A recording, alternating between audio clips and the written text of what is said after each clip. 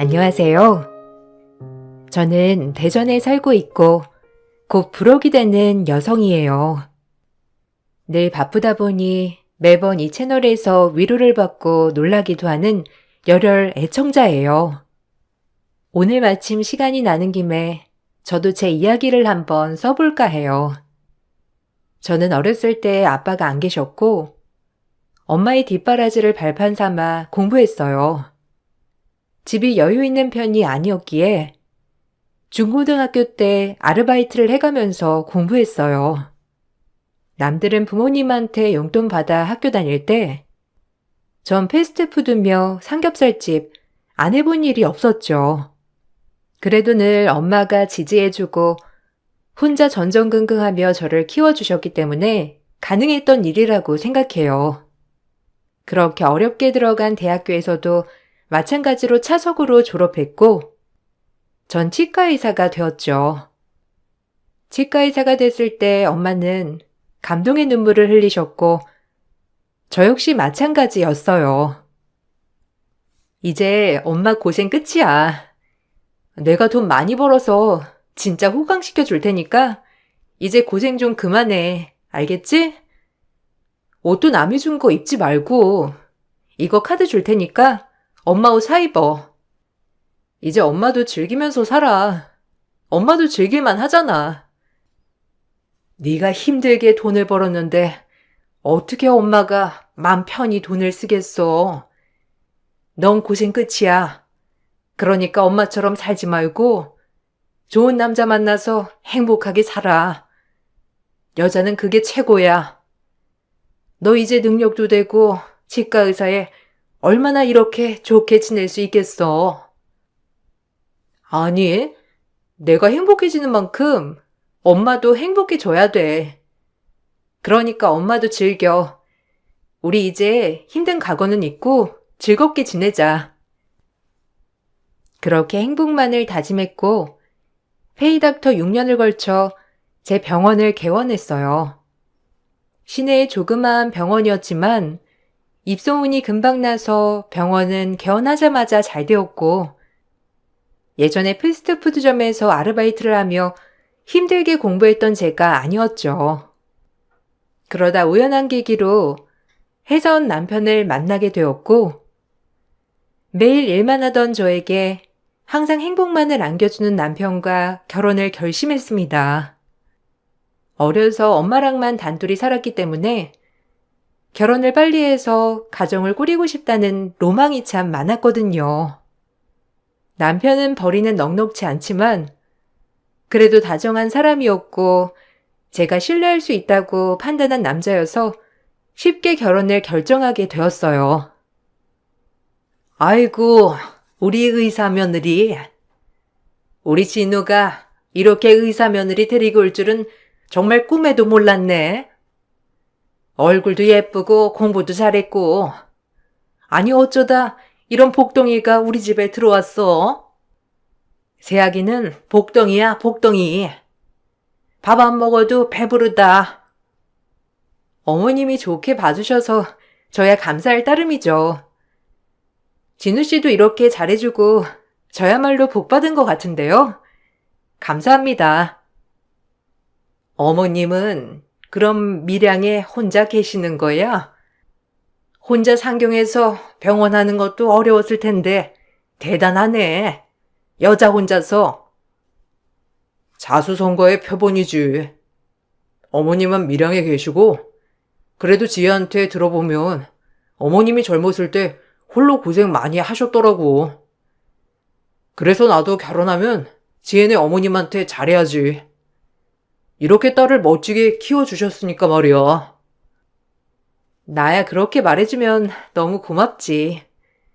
진우 씨가 왜 이렇게 서글서글한가 했더니 어머님을 뵈니 알겠어요. 너무 좋은데요? 그래도 아무리 친정에 잘한다고 해도 시댁에 더 잘해야지. 안 그러니? 시집 왔으면 이 집 식구다 생각하고 뼈를 묻어야 해요. 마지막 말씀이 조금 걸렸지만 그래도 저를 마음에 들어 하셨기 때문에 그다지 신경 쓰진 않았던 것 같아요.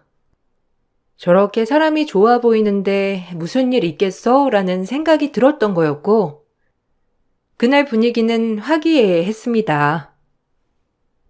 시어머니는 제가 너무 마음에 드셨는지 결혼을 빨리 하라고 재촉했고, 저 역시 혼자 오랜 타지 생활로 하루라도 빨리 가정을 꾸리고 싶었기 때문에 그렇게 결혼을 준비했습니다. 밀양에 계신 엄마도 홍기가 꽉 찬 제가 결혼을 한다고 하니 매우 좋아하셨고, 엄마는 사회의 학력, 스펙보다는 저를 얼마나 사랑해주는지 그게 제일 중요한 분이셨어요. 의사인 저에 비해 평범한 남편이었지만 엄마는 그래도 저를 사랑해준다는 이유로 사이를 각별히 생각하셨는데 저 역시 그 부분은 참 좋았습니다. 남자 능력 볼 거 하나도 없어. 그냥 자기 앞가림 잘하고 저 자식 안 굶기면 되는 거야. 그래도 오서방 보니까 너 정말 많이 생각하는 것 같아서 엄마가 한시름 덜었어. 얼마나 기분이 좋은지. 이제 우리 딸 시집도 가면 정말 엄만 행복할 거야.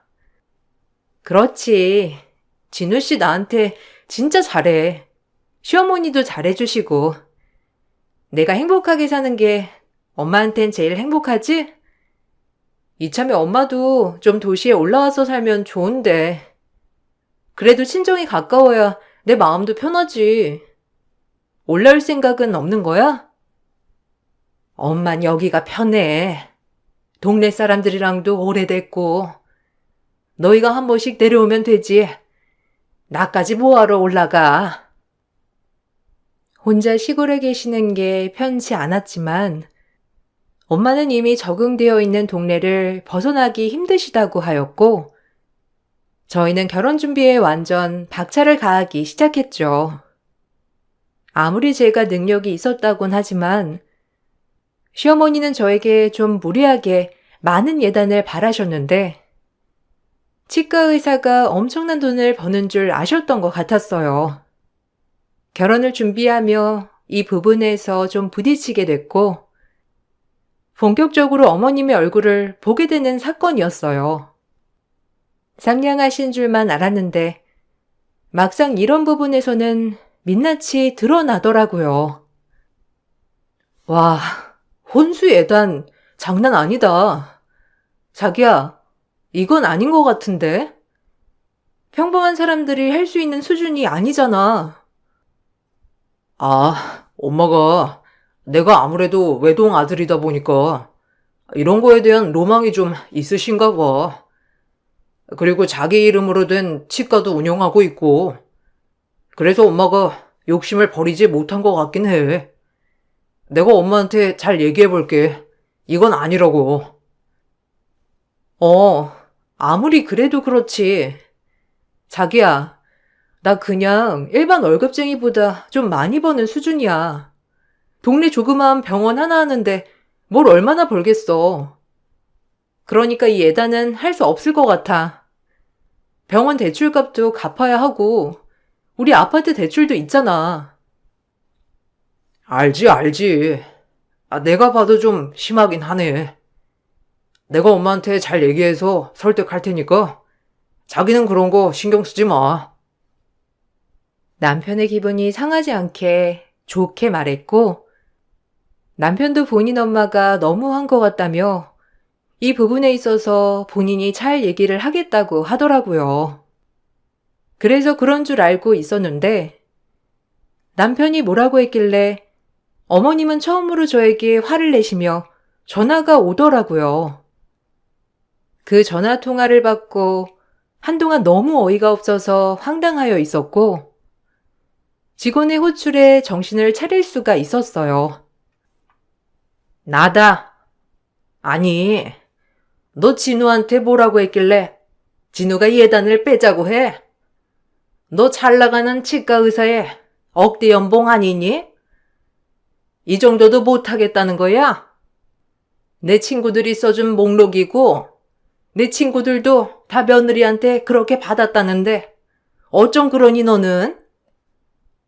어머님, 제 형편에 무리가 되니까 말씀드렸던 거고요.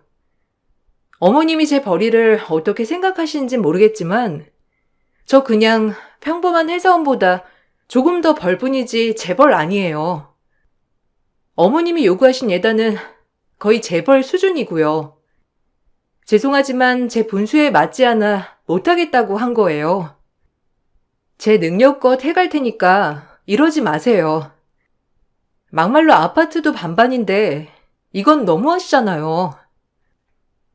어머, 얘 좀 봐. 공부 좀 했다고 아주 시어머니 머리 꼭대기에 앉으려고 하네. 너 우리 진우보다 좀 네가 잘 나간다고 그러는 거야? 넌 홀엄마의 단둘이잖아.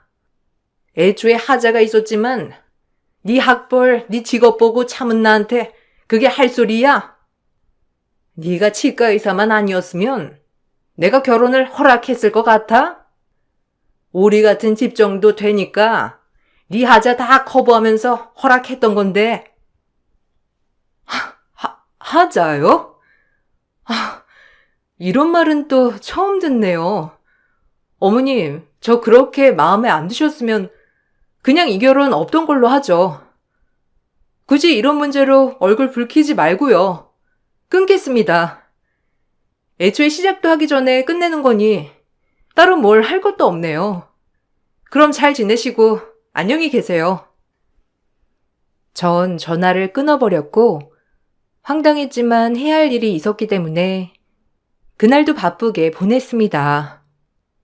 그리고 퇴근길 남편이 어머님께 얘기를 들었는지 쏜살같이 치과 앞에서 기다리고 있더라고요.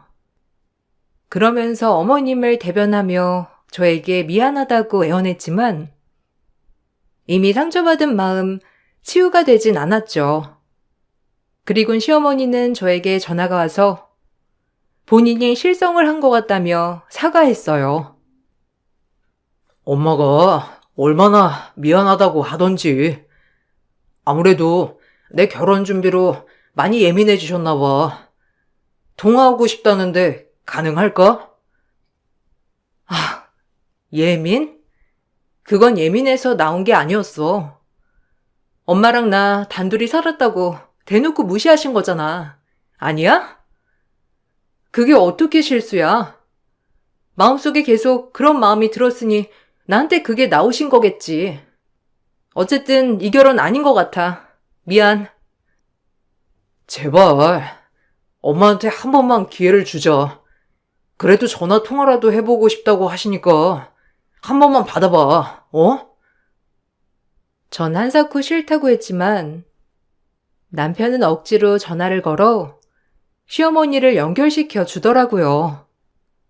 시어머니는 거의 울먹이는 소리로 저에게 미안하다고 사과했고 어른이 이렇게 울먹이니 저 또한 따로 할 말은 없었어요.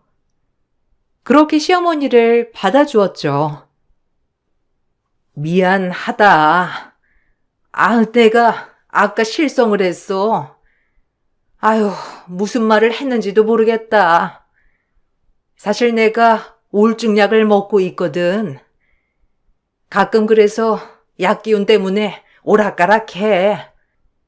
그리고 돌아보니 아차 싶었지 뭐니. 너한테 아까 했던 말들 다 진심 아니니까 오해 말고 풀으렴. 응? 오해할 게 있나요? 어머님이 팩트만 말씀해 주신 거죠. 그렇게 생각하고 계시는데 제가 뭐라고 하겠어요. 안 그런가요? 미안해 정말. 그러니까 용서해라. 내가 이렇게 미안하다고 사과하자니. 우리 다 가까워지는 가정이라고 생각하고 잊어보자.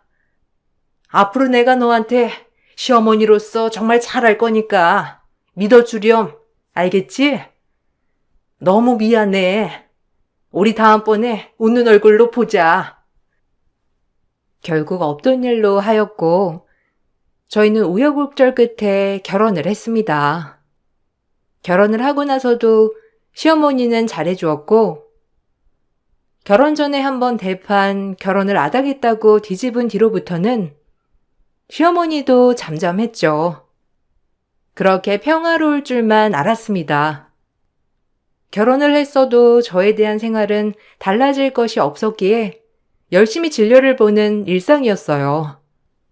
한참 진료실에서 진료를 보고 있는데 직원이 저에게 와서 난감하다는 듯이 말을 했어요. 저 역시 난감하긴 마찬가지였고 직원들한테 너무 미안해지면서 참 곤란한 상황이었네요.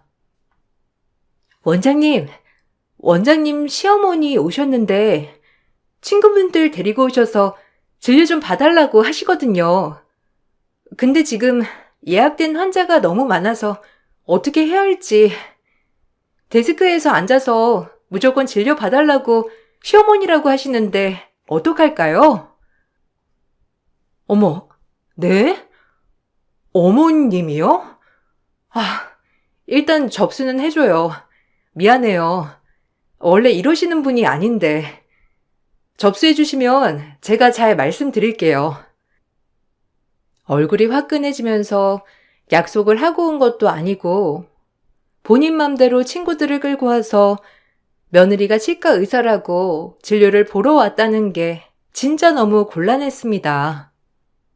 그것도 한창 바쁜 시간에 말이죠. 겨우겨우 예약 환자를 끝내고 진료를 보기 시작했는데 친구분들은 며느리 잘 얻었다며 진료실에서 얼마나 하하호호 되는지 정말 직원들 보기 민망하고 미안한 하루였습니다. 내 며느리잖아. 우리 며느리가 여기 원장. 걱정 말고 진료 보라니까. 내가 시어머니인데 당연히 디스카운트 해주지.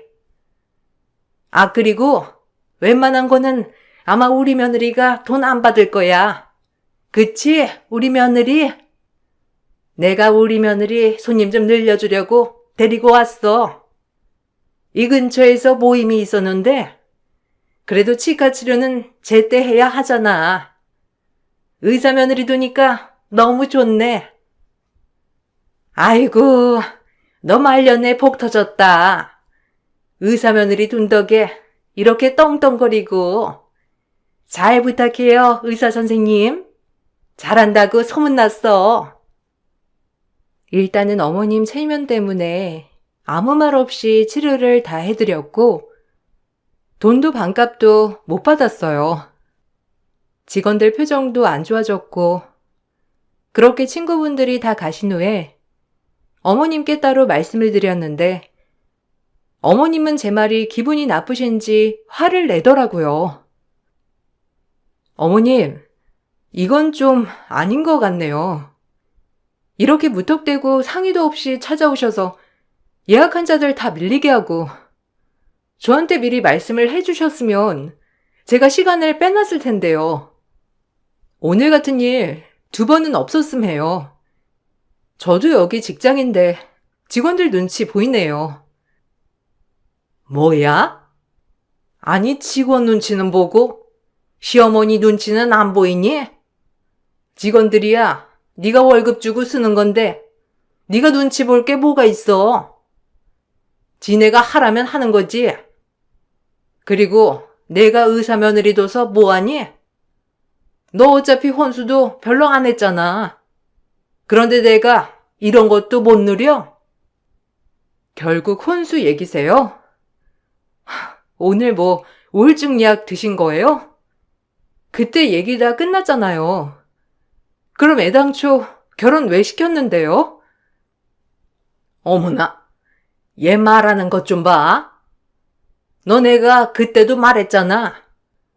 네가 우리 아들보다 돈을 더 벌어도 집안 차이가 난다고. 그럼 더 잘해야지. 한부모 가정에 어렵게 자라가지고 돈이 좀 없어서 그렇지. 우리 집안 뼈대 있는 가문이야.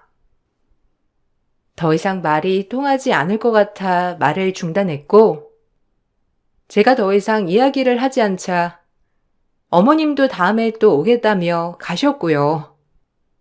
그렇게 어이없는 시어머니 행동이 지속되었지만 남편은 저에게 미안하다고 할 뿐 아무런 도움이 되지 않았죠.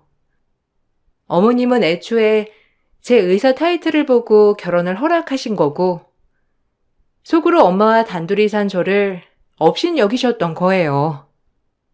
모든 걸 알고 이혼을 하고 싶었지만, 끈질긴 남편의 매달림으로 차마 이혼을 하지 못했고, 밀양에 계시는 우리 엄마, 혹시라도 이런 부분 때문에 제가 이혼을 했다고 하면 분명 자책하실 것이 뻔했기에 꾹 참았습니다.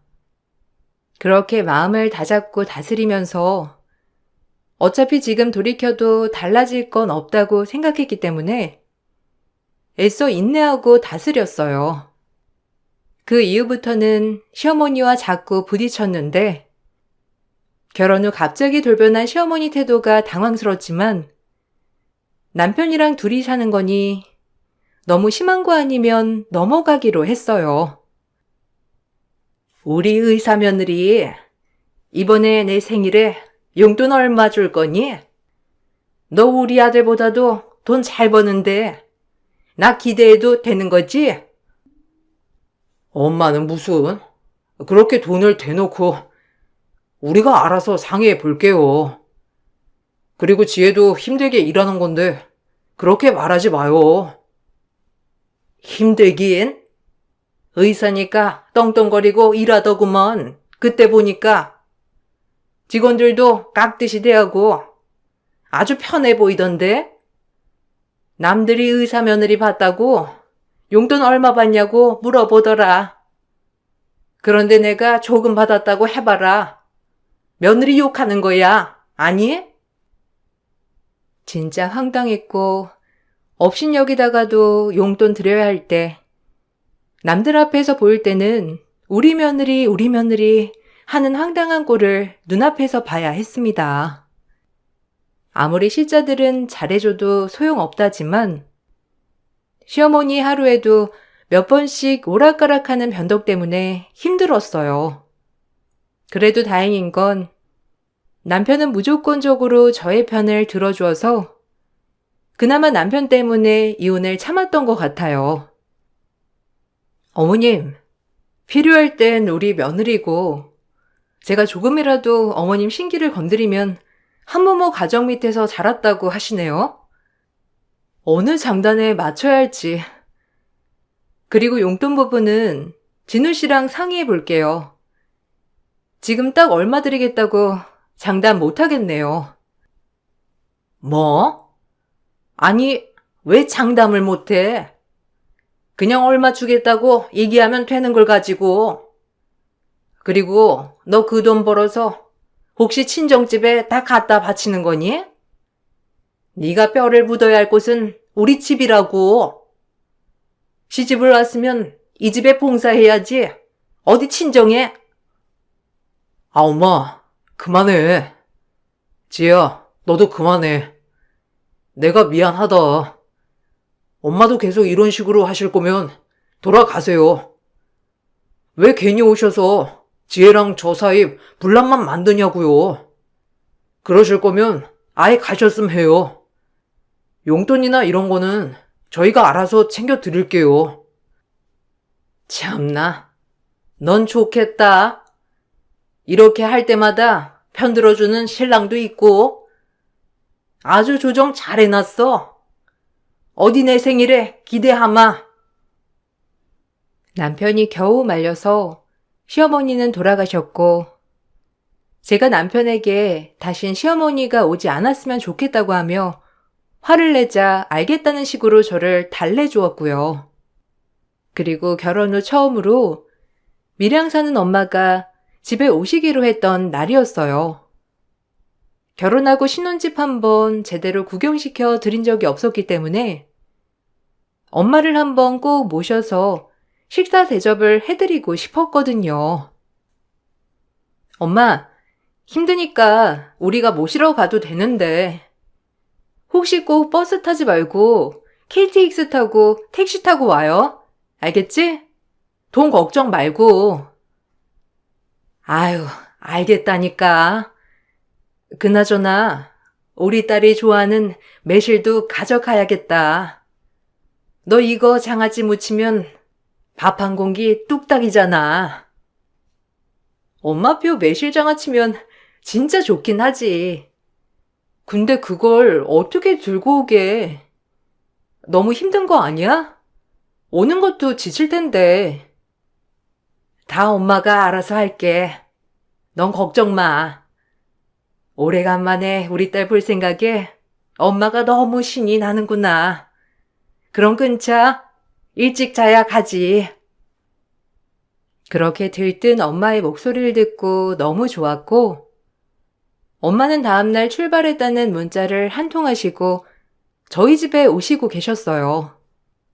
원래 같으면 저녁 진로까지 다 끝내고 집에 가서 저녁에 엄마를 보는 거였지만, 그날은 1시간이라도 빨리 엄마를 보고 싶어 일부러 점심까지만 예약 환자를 받고 예약을 받지 않는 날이었어요. 그래도 엄마에겐 저녁에 간다고 했었고, 그날 오전 진료만 하고 집으로 향했죠. 가뜩이나 힘들게 올라온 엄마를 볼 생각에 신이 나서 현관문을 연 순간 제 눈에 펼쳐진 건 아주 황당한 광경이더라고요. 밀양 사는 엄마가 7시간을 들고 온 매실통 전부를 개수대에 버린 시어머니가 제가 온 줄도 모르고 엄마에게 막말을 퍼붓고 있더라고요. 그 와중에 엄마는 아무 말도 못하고 충격을 받아 그 자리에 주저앉았고요. 이딴 쓰레기는 왜 가져오는 거예요? 아유, 누가 이런 걸 먹는다고? 그리고 사돈, 애들 없을 때 애들 집에 들락날락 하시면 안 되죠. 내가 와봤으니 다행이지. 아니, 도둑 고양이도 아니고 어딜 함부로 들어와서 앉아있어? 나 원참 황당해서 말이 안 나오네. 아니, 그게 아니라 우리 애가 먼저 집에 와 있으라고 해서요. 그리고 우리 애가 이 매실을 참 좋아하거든요. 에구머니나 아까워서 어떡한담. 아유, 사돈, 그래도 그렇지 이 아까운 매실이 무슨 적이라고 이렇게 개수대에 버리시는 거예요. 아유 참. 엄마는 거의 울먹거리면서 주저앉아 계셨고, 시어머니는 저희 엄마에게 훈계하듯 본인 집처럼 얘기를 하시더라고요. 순간 정말 눈이 뒤집힐 것 같았고, 전 그 자리에서 바로 성큼성큼 어머니에게 다가가 개수대에 있던 매실들을 전부 얼굴에 쏟아 던져버렸어요. 시어머니는 고래고래 소리를 질렀고, 저희 엄마도 너무 놀라서 얼음이 되어버렸는데, 정말 화가 나는 순간이었습니다. 불청객은 당신이지. 어디서 주인집 행세야? 우리 없을 때 살쾡이처럼 몰래 이렇게 드나들었어요? 우리 엄마가 내 집 오는데 뭐라고요? 들락날락 거리지 말라고? 내가 하고 싶은 말이야. 그동안 어이없는 일 수두룩 빽빽이었지만 진우 씨 때문에 다 참았어요. 더 이상 참을 이유도 없고 여기 내 집이니까 당장 나가요. 그리고 당신이 그렇게 아끼는 아들이랑도 끝낼 거니까 그런 줄 알아요. 뭐야? 아니 너 진료 시간인데 왜 집에 온 거야? 뭐 끝내긴 뭘 끝내? 감히 이혼을 한다는 거야? 네가? 우리 아들 이혼남 만들고 네가 잘 살 것 같아? 절대 안 되는 줄 알아. 이혼은 무슨? 우리 가문에 먹칠할 수 없어. 알겠어? 그리고 내가 뭐 틀린 말 했니? 시집을 왔으면 여자가 시집에 봉사하고 헌신해야지. 어떻게 친정에 더 신경을 쓰냐고? 머리에 든 발상하고는. 조선시대세요? 그럼 조선시대 며느리 구해서 같이 사셔요. 난 현대 여성이라 그렇게 못하겠으니. 전 이 말을 끝내고 시어머니를 강제로 이 집에서 내쫓았고, 문을 걸어 잠궜습니다. 그리고 이 일을 계기로 시모 인생이 일순간 파국을 맞게 되었고, 남편에겐 아무런 잘못이 없었지만 그래도 그 엄마의 그 아들 같았어요. 친정엄마가 옆에서 한참을 말렸는데도 화가 안 풀리더라고요. 큰 트렁크 2개에 남편 짐을 가득 싣고 집 밖에 내놓았고 남편에겐 이혼을 통보하였어요. 아니, 자초지종은 설명해줘야지. 갑자기 이혼이라니. 내가 너 얼마나 사랑하는지 알잖아. 오늘 장모님 오셔서 우리 저녁 먹기로 한 거 아니었어? 근데 갑자기 왜 이래? 이유라도 설명해줘야지. 내가 납득이 가게. 제발. 얘기라도 좀 하자. 니네 엄마가 말 안 하디? 니네 엄마가 이 집 주인 행세하면서 우리 엄마 내쫓으려고 하더라? 나 그동안 엄청 참았거든. 결혼 전부터 한부모 가정이라고 깔보고 무시하고 돈 받을 때만 헤헤거리는 니네 엄마 너 때문에 참았어. 근데 내가 우리 엄마한테까지 하대하는 니네 엄마를 참아야겠어? 너도 그 엄마의 그 아들일 거 아니야. 너랑도 끝이니까 그런 줄 알아. 이제 이유가 됐니? 남편은 제 이야기에 아무 말이 없었고 그저 문자로 본인이 알아서 해결하고 오겠다고 하더라고요. 전 그냥 문자를 씹어버렸고 엄마에겐 엄마가 아니었어도 어차피 매번 이런 일이 반복되어 왔다고 그러니 걱정 말라고 안심을 시켜주었어요. 엄마는 그동안 있었던 제 이야기를 듣고는 화가 많이 나셨고 본인한테 그랬던 건 본인이 못나서 그렇다 치지만 저에게도 그렇게 막말을 했다는 얘기에 참 분노했어요. 그렇게 엄마도 제가 이러고 있을 이유는 없다며 이혼을 지지해 주셨어요. 뻔뻔한 여편네. 나한테까지 내가 못 배우고 못 사니 그렇다 치지만 어디 감히 우리 딸한테 그따구로 해? 내가 그거 머리털을 죄다 뽑아놨어야 되는데 아유 억울해 정말. 우리 딸 마음고생 많았겠네. 왜 엄마한테 얘기 안 했어? 말 좀 하지. 아니야 엄마. 걱정 마. 내가 누구야? 나도 당하지만은 않았어. 그러니까 엄마도 진정해. 그래도 이런 모습 보여드리고 싶지 않았는데 괜히 미안하네. 그래도 걱정하지 마 엄마. 엄마 딸 잘났잖아. 이러고 살 필요 없잖아. 엄만 나만 믿어요. 당분간 여기서 지내 엄마. 나 쉬는 날 맞춰서 내가 데려다 드릴게요. 능력 있는 딸 두고 왜 엄마가 기눌려 있어. 나 이렇게 훌륭하게 키워준 건 엄마인데. 그러니까 좀 더 당당해져. 내가 엄마 때문에 이렇게 큰 거지. 안 그럼 내가 뭐 별 볼 일 있었겠어? 그래도 엄마는 항상 마음이 편치 않지. 없이 살아서 너 편하게 공부 한번 못 시켜주고 너 공부하랴 아르바이트 하랴 얼마나 힘들었어. 여유가 있었으면 엄마가 병원도 차려주고 집도 해주고 하는 건데 부족한 엄마라서 항상 속상했지. 엄마가 왜 부족해? 이렇게 낳아준 것만으로도 감사하지. 그리고 난 원래 바쁘게 사는 거 좋아해서 그 시절도 좋았어. 엄마랑 이러쿵저러쿵 얘기를 하며 회포도 풀고 좋은 시간이었고 아예 마음속으로 이혼을 확정짓게 되었어요. 그러고 며칠이 지났고 남편이 병원으로 찾아왔었는데 깔끔하게 본인 엄마와 정리를 했다고 하더라고요. 전 그 말을 믿지 못했고 어떻게 자식이 부모와 인연을 끊을 수가 있나요? 천륜인데 말이에요. 그래서 남편에게 그러지 않아도 된다고 하며 이혼을 요구했지만 남편은 강경했습니다. 무조건 이혼을 할 수 없다고 하며 저에게 사정사정하는데 처음에 무조건 강경하던 저의 마음도 사실 남편을 사랑했기 때문에 딱 끌어낼 수가 없더라고요.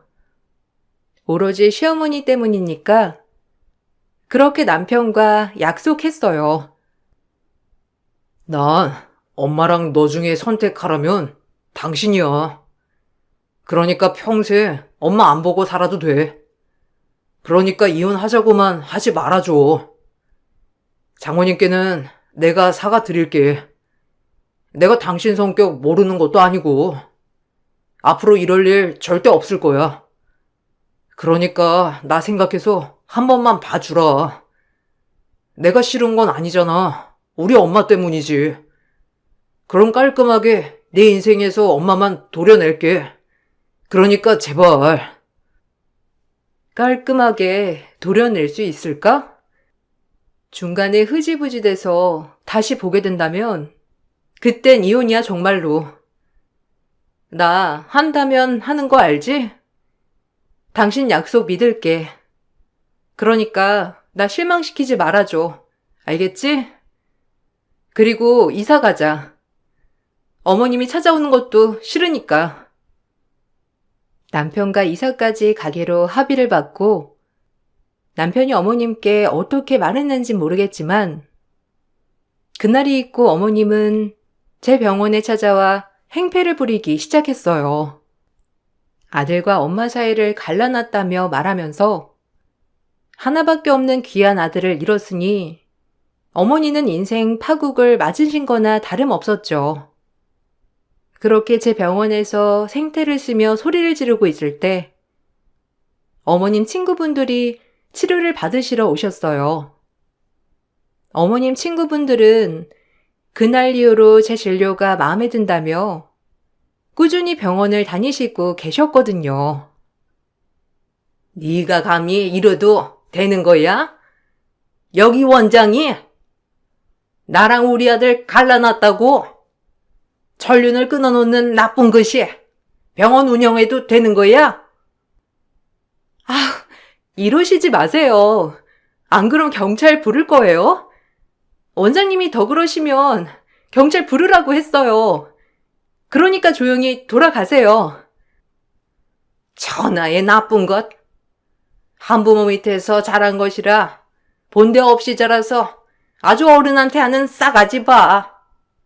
내가 널 용서할 것 같아? 아니, 얘, 너 여기서 뭐하니? 나 오늘 김 원장한테 치료받으러 왔는데 전륜이고 뭐고 이게 다 무슨 소리야? 응? 어머. 네가 여긴 웬일이야? 아휴, 아니 우리 며느리 병원인데 며느리랑 좀 다툼이 있어서 신경 쓸 거 없어. 네 며느리가 너한테 잘못할 게 뭐가 있어? 똑똑하지, 시댁이 잘하지, 우리 치료까지 잘해주는데 너도 참 너무 바란다. 그렇게 욕심 부리지 마. 솔직히 진우에 비해서 김 원장 너무 아깝지 않니? 네 아들이라 그러나 본데 너 너무 그러면 벌 받는다. 네가 뭘 알아? 얘가 얼마나 무서운 애인 줄 아니? 나랑 우리 아들 전륜을 끊는 애라고. 근데 내가 눈이 안 돌게 생겼어. 김 원장이 그럴 만한 이유가 있었겠지. 우리가 널 모르니? 너 허세 있고 아주 보이는 거에 신경 쓰는 애잖아. 김 원장이 오죽하면 그랬겠어. 얘, 김 원장 같은 며느리도 없어. 그러니까 너도 좀 그만해라. 우리 다 김 원장 편이야. 널 너무 잘하니까. 알겠어? 어머님 친구의 일침에 시어머니는 얼굴이 울그락불그락해지셨고 직원이 바로 경찰을 불렀어요. 그리고 시어머니는 영업을 방해한 죄로 병원에서 쫓겨나고 말았고, 그 모습까지 그대로 친구분들이 보고야 말았습니다. 아줌마들의 입김이 얼마나 무서운지 시어머니의 만행들이 점점 소문이 났고 동네에서도 유명해졌다고 하더라고요. 의사 며느리 덕 보려고 쥐잡듯이 잡다가 아들한테 버림받은 어머니로 말이에요. 그 무엇보다도 민심을 잃고 아들을 잃은 것이 최고의 벌이라고 생각합니다. 가끔 시어머니 친구분께 듣기로는 동네를 다니다가도 친구도 잃고 아들도 잃었기 때문에 아무도 가까이 하지 않으려고 한다고 해요. 그리고 시어머니 친구들 또한 그동안 시어머니 비위 맞추느라 사실 손절하려 했다고 하는데 참 가관이었습니다. 어머님은 그 길로 병원에 다신 찾아오지 않았고 저희는 집도 이사해서 어머니와는 아예 왕래를 하고 있지 않아요. 그나마 시아버님과 남편은 간간히 통화를 하는 것 같지만 그 외에 시아버님도 재볼 면목이 없다며 따로 연락을 하시진 않고요. 인생은 진짜 치열하고 열심히 살아왔다고 생각했는데 이걸 누군가 쉽게 이용하려고 했다는 게 참 지금 생각해도 어처구니가 없습니다. 다행히 시어머니 일이 엮이지 않으니 저와 남편 사이는 너무 좋아졌고 처음에 엄마도 많은 걱정을 했지만 지금은 오히려 잘 됐다며 더 좋아하십니다. 시어머니가 데려온 친구분들이 처음엔 야속했지만 오히려 지금은 든든한 지원군이 되어 시어머니를 병원에 얼씬도 못하게 하니 그것 또한 지금 생각해보면 웃음이 나네요. 늘 진료에 치여 바쁜 하루를 보내고 있지만 오늘은 시간이 나서 제 이야기를 써보니 참 그때 그랬지라는 마음이 드는 하루네요. 그래도 지금 모든 게 해결됐으니 다 괜찮다고 생각하며 살아가고 있어요. 바쁜 시간 쪼개서 제 글을 읽어주신 모든 분들 감사드립니다. 행복하세요. 안녕하세요. 저는 결혼 5년 차에 접어든 36살 여자입니다. 얼마 전에 입이 다물어지지 않을 정도로 충격적인 광경을 목격하게 되었는데요. 지금 생각해봐도 도저히 이해할 수 없는 상황이라 이렇게 사연을 신청하게 되었습니다.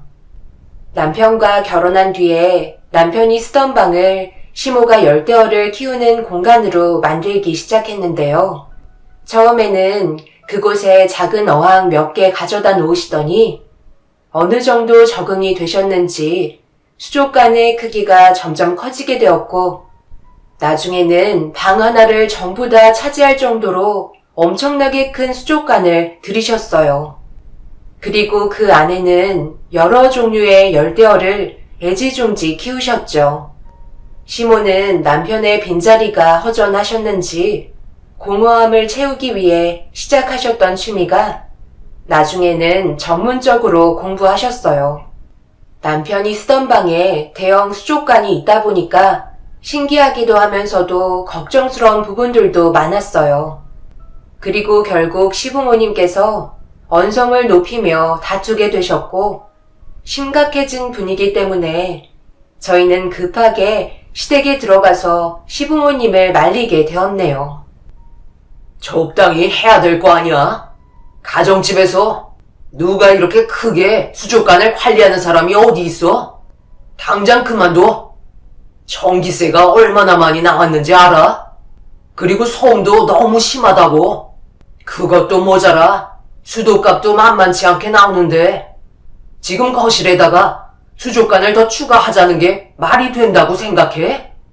아들 없는 집안이 적적하다고 해서 마음 좀 편하게 해주려고 봐줬더니만 점점 도가 지나치잖아. 더 이상은 안 되니까 수족관들 전부 다 정리해. 여기가 사람 사는 곳이야? 언제는 내가 하고 싶은 대로 해주겠다더니 이제 와서 왜 그런 식으로 말하는 건데? 이 나이 먹고 취미생활 하나 겨우 찾았는데 이제 와서 그만두라고? 이럴 거면 애초부터 시작도 하지 말라고 그러지. 나는 절대 열대어 키우는 거 그만두지 않을 테니까 더 이상 뭐라고 하지 마. 당신은 시간만 되면 골프 치러 다니면서 나는 이런 것도 못해? 골프 장비의 크게는 수백만 원씩 나가는데 고작 전기세, 수도세 얼마나 나온다고 이렇게까지 화내야 하는 게 맞는 거냐고. 아들, 내가 그렇게 잘못했어?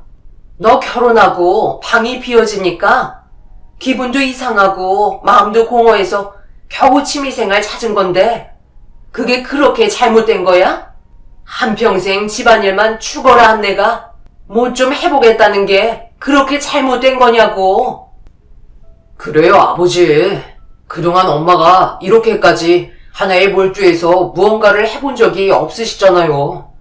좋아하시는 건 원 없이 해드리는 게 아버지가 원하시는 거였다면서요. 고지서 보니까 요금도 그렇게 많이 나오지 않았구만요. 아버지가 너무 예민하신 거 아니에요? 네가 몰라서 그런다. 수족관에 산소 공급하는 기계 소리가 얼마나 크게 울리는 줄 알아? 저녁만 되면 머리가 깨질 정도라고. 차라리 다른 취미생활을 알아보던지. 얼마 전에 물갈이 해준다고 난리치다가 수족관 깨져가지고 바닥 수리비가 얼마나 많이 나왔는 줄 알아? 몇 달 동안 열대어 키워봤으면 만족하잖아. 차라리 나랑 골프나 배우든지 하라고. 시부와 시모는 점점 더 목소리가 높여지셨고 시부는 화가 머리끝까지 올라오셨는지 집안의 차단기를 차단하셨고 순식간에 집안이 어두워지면서 시모는 열대어가 죽을까봐 이성을 잃으셨어요. 그동안 자식처럼 키웠던 열대어인데 시부의 행동은 너무 극단적이었죠. 시모는 동네가 떠나갈 정도로 난리를 치시는 바람에 위험해질까봐 남편이 차단기를 다시 올렸고 시부는 함께 사는 것도 지긋지긋하다며 집 밖으로 나가 버리셨네요. 결국 시모는 원하는 거 하나 하지도 못한다고 주저앉아 눈물을 흘리셨습니다.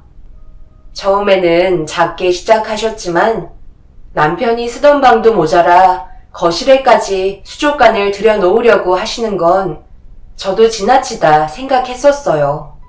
하지만 워낙 열대어에 집착을 하셔서 더 이상 저희가 손을 쓸 수 있는 방법도 없었어요.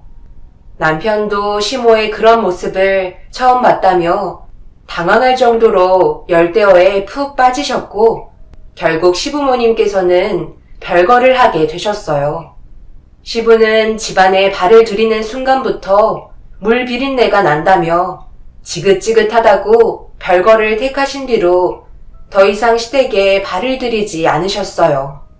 그렇게 시부가 집을 떠나시게 되면서 시모는 거실에까지 전부 수족관을 들이시는 모습을 지켜보는데 남편도 그렇고 저도 이건 좀 아니다 싶더라고요. 그래서 진지하게 대화를 시도해보는 게 좋을 것 같아 남편이 입을 열었습니다. 엄마, 아무리 생각해봐도 이건 좀 아닌 것 같아요. 취미생활도 좋지만 집에 발을 디딜 틈도 없이 수족관으로 꽉 채우시는 건 화재의 위험도 있을지 모른다고요. 지금 전기선들이 얼마나 뜨거워요. 산소 공급기도 가열되어 있는 것 같고 거기에다가 물 온도까지 맞춰야 해서 예열하는 장비에도 전기 사용량이 너무 많잖아요. 아빠가 걱정하시는 만큼 저 또한 엄마를 많이 걱정하고 있어요. 이렇게까지 지나칠 정도로 수족관을 꽉 채우시는 이유가 뭐예요? 관리하시는데도 하루 종일 시간을 사용하셔야 돼서 집 밖으로도 나오지 못하고 계시잖아요. 그래도 아들 말은 들어주셔야 하는 거 아닌가요? 시모는 남편의 말이 끝나자마자 듣기 싫다며 당장 나가라고 난리를 치셨고 수족관을 만지는 것조차 예민하게 행동하셨어요. 왜 이렇게 집착하시는지 이해를 할 수 없었고 결국 시모의 손에 내쳐지고 말았습니다. 그때 남편과 저는 시모의 정신에 문제가 있다고 판단했었어요. 하지만 수족관 외에 다른 대화는 크게 예민하지도 않으셨고, 그런 모습을 볼 때면 건강에는 문제가 없어 보였습니다. 그러다 보니 저희도 어떻게 대응을 해야 할지 모르겠더라고요. 처음에는 남편이 없는 빈자리를 열대어로 채우시려는 줄 알았지만, 시간이 지나면서 그건 왠지 핑계인 것 같은 느낌이 들 정도로 푹 빠져 있으셨어요. 그런데 너무 많은 수족관들을 관리하시다가 무리가 오셨는지 시모는 몸살이 나셨고 도움을 요청하시던 날이 있으셨어요. 그러니까 제가 뭐라고 그랬어요. 엄마가 감당할 수 있으실 정도로만 적당히 키우시라고 했잖아요. 왜 이렇게까지 하시는지 도저히 이해가 되지 않아요. 저희가 해야 될 게 뭐예요? 알려주시는 것부터 처리해 나갈게요. 아버지도 엄마 걱정 많이 하고 계세요. 너희 아빠는 언제나 말뿐이야. 걱정된다면서 한 번이라도 집에 온 적 있었는지 알아? 너희들이 할 건 별거 없다. 그냥 열대어들 먹이나 조금씩 챙겨주면 된다. 다른 건 너희들한테 말해줘도 모르니까 먹이만 주고 돌아가라. 어머님, 그럼 이번 기회에 저희한테 알려주시는 게 어때요?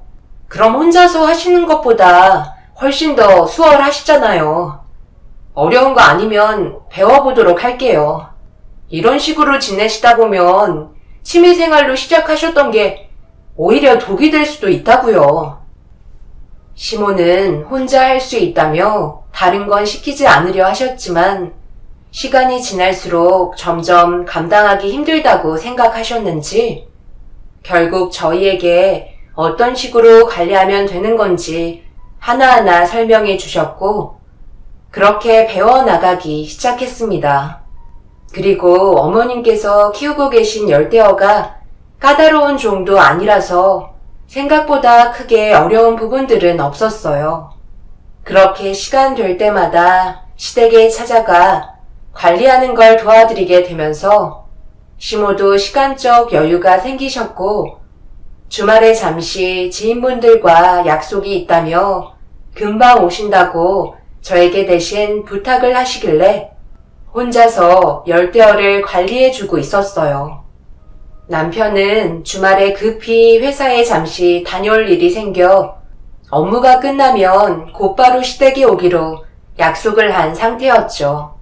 그렇게 혼자서 시부에게 배운 대로 관리가 필요해 보이는 것들을 조금씩 손봐주고 있었는데 시댁에서 제일 큰 수족관이 더럽다는 게 눈에 들어왔고 이왕 온 김에 물갈이 해주면 시모가 좋아하실 것 같아 수족관에 물을 빼고 이끼가 낀 곳을 닦아준 뒤 청소를 하고 있는데 수족관 바닥에 무언가 검은 물체 하나가 눈에 들어왔어요.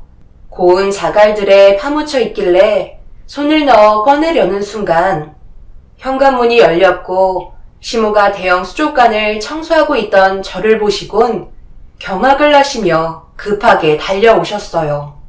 그리곤 다짜고짜 부유물 뜰채를 회초리 삼아 손에 들고 저에게 사정없이 휘두르기 시작하셨어요.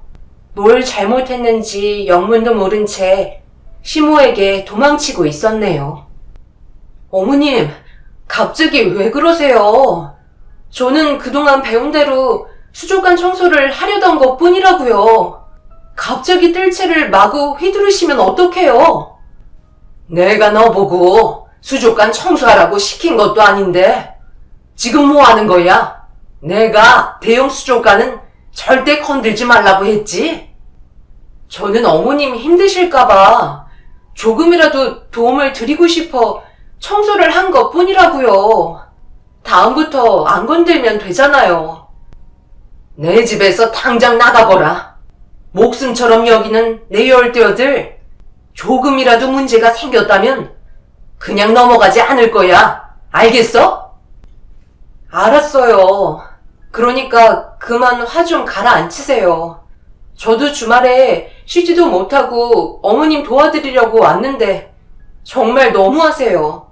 그런데 수족관에 뭐가 있는 것 같던데 바닥에 딸린 저건 뭐예요? 비닐봉지로 감싸져 있는 게 왜 저기 들어간 거죠? 내가 그것까지 너한테 알려줘야 하는 거니? 뭐하고 있어? 당장 나가라고 했잖아. 어떻게 된 게 너는 도움을 주기는커녕 일을 더 크게 만들어서 시애미를 힘들게 하는 거야? 하나밖에 없는 며느리가 뭐 하나 마음에 드는 구석이 하나도 없어. 시모는 제가 꼴 보기 싫다며 당장 나가라고 밖으로 내쫓으셨어요. 결국 분노하신 시모를 진정시켜 드리지 못해 급하게 시댁에서 빠져나오게 되었네요. 그렇게 한바탕 난리가 난 이후 때마침 남편이 회사에 볼일을 마치고 시댁에 도착했어요. 밖에 나와 있는 저를 보고 달려온 남편에게 좀 전에 상황을 설명한 뒤에 다시 시댁으로 들어가려는데 시모는 현관문을 잠궈버린 채 문을 열어주시지 않으셨어요. 남편이 불러도 대답조차 하지 않았습니다. 결국 한참 동안 현관문 앞에 서 있다가 저희는 어쩔 수 없이 집으로 다시 돌아올 수밖에 없었네요. 날이 가면 갈수록 이해하기 어려운 시모의 행동에 저희는 답답하기만 했어요. 남편은 집에서도 시모에게 몇 차례 전화를 걸었지만 받지 않았고 저희는 다시 연락이 올 때까지 기다리는 방법 말고는 할 수 있는 게 아무것도 없었네요. 어느 정도 시모에게 시간을 드려야 할 것 같아 더 이상 연락을 하지 않았어요. 그런데 여기서 예상하지 못한 충격적인 일이 터지고 말았습니다. 갑자기 시부에게 걸려온 전화를 받던 남편의 얼굴이 사색이 되었고 전화를 끊자마자 서둘러 옷을 챙겨 입길래 무슨 상황인지 물어보니 시모가 혼자서 수족관을 관리하다가 감전사고를 당하셨는지 아파트 전체가 정전이 되었고 시모의 집에서 물이 계속해서 새어나와 주민의 신고로 문을 강제로 열어 쓰러져 계신 시모를 구조대의 도움을 받아 응급실로 이송하게 되었네요. 언젠가 한 번은 터지게 될 것 같아 불안했던 일이 결국 돌이킬 수 없는 결과를 가져오고 말았습니다. 시모는 감전사고를 당하고 꽤 오랜 시간 방치가 된 상태였기 때문에 의사도 언제 의식이 돌아올 수 있는지 확실한 답을 알려주지 않았고 상황이 심각해지면 평생 식물인간으로 살아야 할지도 모른다며 최악의 상황까지 알려주게 되면서 저희는 절망에 빠지고 말았습니다. 그날 많은 생각을 하게 되더라고요. 남편과 결혼하지 않았다면 이런 일도 발생되지 않았을 텐데 변화된 환경을 시모가 적응을 하지 못하신 게 제일 큰 요인 같았어요. 시부는 시모의 마음을 헤아리지 못한 자신의 잘못이라며 오열을 하셨고 저희는 아무 말 없이 그 모습을 지켜볼 수밖에 없었어요. 남편은 이번 기회에 집에 있는 수족관을 전부 다 정리하는 게 좋을 것 같다고 판단을 내렸고 저도 그 말에 동의를 하게 되면서 아수라장이 된 시댁에 발을 들이게 되었습니다.